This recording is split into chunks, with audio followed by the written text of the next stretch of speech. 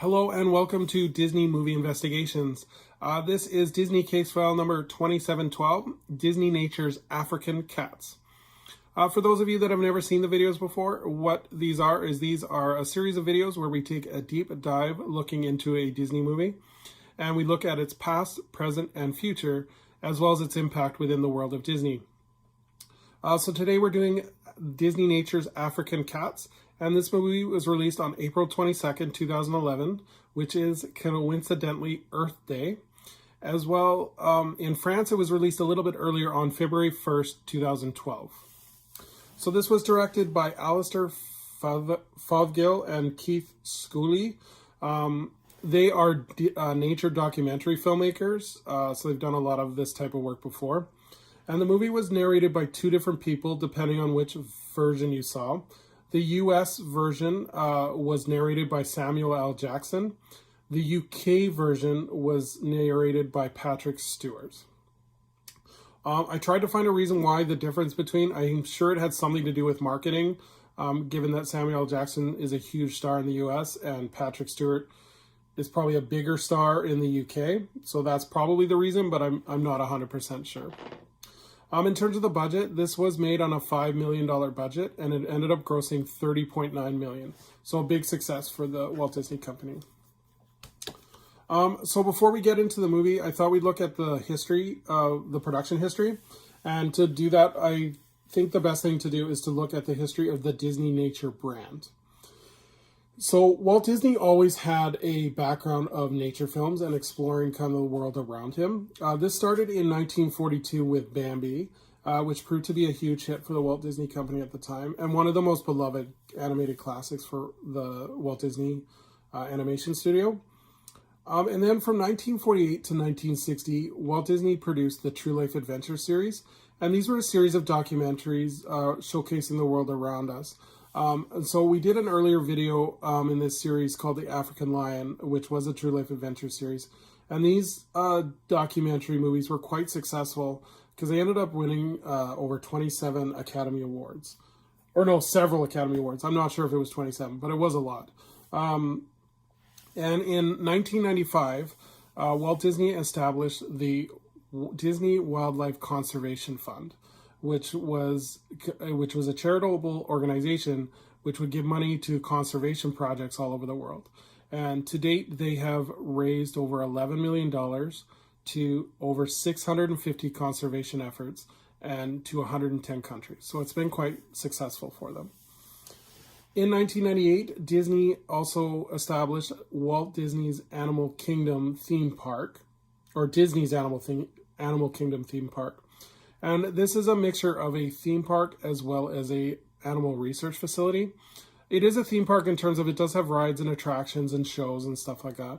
But it is also a research facility where they do animal research and as well as conservation efforts. They have rehabilitated chimpanzees. They do. I think there was a tortoise project where they were cleaning up the several tortoises that I believe. They were, I think it was an oil spill or something like that I remember reading. But yeah, they do animal research as well as rehabilitation. If you remember the section of the park, Rafiki's Planet Watch, you could actually go and watch animal researchers working, as well as they had a little observation window where you could watch them performing animal surgeries and helping the animals. Where this gets back to filmmaking is that in 2005, March of the Penguins was released by Warner Brothers, and it was hugely successful for a nature documentary. The budget for that movie was $8 million, and it ended up doing just under $80 million. So huge success. And Disney CEO at the time, Bob Iger, took notice of this, and he decided, based on the history of Disney and its nature projects, and the success of this movie, that they would create their own Disney Nature brand. And so this was announced on April 21st, 2008, a day before Earth Day, coincidentally. And with Jean-Francois Camarilli, he was announced as the head of the studio. And the Disney Nature brand has its headquarters in France. And a multi-million-dollar production agreement was made with Alistair Forgill, and he was the producer of BBC's Earth series. And they made an agreement that they would do 3 films as a test project. So the 3 films were Earth, African Cats, and Chimpanzee. And originally they were planning on doing 2 films per year after these 3 films, but they realized with the 3 test project films that it was too much to try and film these movies within that less than 1 year period. So it was shortened down to about one per year. The first one was Earth, and it was opened on April 22nd, 2008, Earth Day. A coincidence there. You'll kind of notice that theme. And the Disney Nature TV channel was actually was launched in France around that same time. And then in 2014, Jane Goodall was named a Disney Nature Ambassador. And Jane Goodall is a famous animal advocate as well as a researcher. And she was actually there on the opening day of Animal Kingdom too. She was the one that dedicated the park. So currently to date, there are 17 Disney Nature films. 2 of them were just released this past April on Earth Day for the Disney Plus series. Elephant was one, and I think the other one was Dolphin. Yes, it was Dolphin. So yeah, the Disney Nature brand has become quite successful for the Walt Disney Company. And what I like about these films is each one has a celebrity narrator. So this one for African Cats is obviously Samuel Jackson. I know for Oceans, it was Pierce Brosnan. For Earth, it was James Earl Jones. And for Chimpanzee, it was Tim Allen. So each one has a kind of a Disney personality that narrates the film, which I think is really cool. So now that we know the history of the Disney Nature brand, let's look at the plot of this movie. So this was filmed on the Masai Mara National Reserve in Kenya, and it took just over 2 years to film this movie. And it follows a pride of lions as well as a family of cheetahs trying to survive in the African savanna. So the 3 main animals that we meet are Mara, who's an endangered lion cub striving to be like her mother, as well as we meet Sita, a cheetah who has 5 cubs and is a single mother, and we meet Fang, a proud leader of the pride who must defend his family from a rival lion. So again, I don't want to get too much into the plot because one of the good things about this movie is actually sitting down and watching this, because there's just so much action and so much really good footage here. So I don't want to go beat for beat on what it is, because I really think you guys should check this out for yourselves. But what I like about this is that it's a nature conservative effort as well, because a portion of the gross of the film was actually donated to the African Wildlife Foundation. And because this movie was so successful, they were able to save 50,000 acres of land in Kenya that was rehabilitated to go back to the nature preserve, which I thought was really awesome. So the theme song of this movie was written and performed by Jordan Sparks, and then the score was done by Nicholas Hopper, who has done the score for the Harry Potter films. So in terms of legacy, this isn't in the Disney parks in any way, like specifically.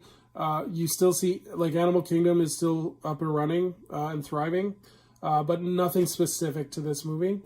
And then this film is used a lot in classrooms for Earth Day, as well as just any kind of nature studies. And teachers can actually go to the Disney Nature website, and they actually have an educator's guide as well as an activity booklet to kind of supplement their teaching when they show the film. So I think that's really cool. I'm trying to think. Final thoughts. In terms of this movie, it's a great nature documentary. I think HD is really great for this movie, because you see there, especially with the cheetahs, you see them running, and it's breathtaking just to see the movement, because they're super fast. And I think with HD, you would just see this blur. So I think it's really great that they're able to capture all this great footage. It's, again, great action sequences. I also like the narration from Samuel Jackson. It's it's more of a storytelling than it is we've all seen those nature documentaries where they're just like, this is the lion, he's going to eat. Like, it's just boring, but Samuel Jackson adds to make it a story and add some dramatics to it. I wasn't able to find a copy of the Patrick Stewart version because I'm in Canada, but I imagine it's equally breathtaking as well. So in terms of Disney artifacts, I don't have anything specifically for this film, but I thought I would share. These are two of the buttons that I have from the Disney Wildlife Conservation Fund. And they sell these at Animal Kingdom. Usually it's an add-on purchase, but I just thought it's cool little souvenirs. So there's one, and then this is the other one, Be a Wildlife Hero. So yeah, so that's it for this video, guys. It's not super long, but again, I just thought I'd share the story, and then you get a little bit more information about the Disney Nature brand. So the next video is going to be our August bonus video. I'm recording this on Saturday, August 8th. There's still 2 days to vote. So those of you that haven't voted, please vote. It does make a difference. Right now it's neck and neck between Shrek and The Last Unicorn. So if you want to see either one of those recorded in a kind of a Disney case file, please vote and go to the Facebook page and vote. All right. Again, I hope you guys have a great night, and we'll see you on the next video. Bye-bye.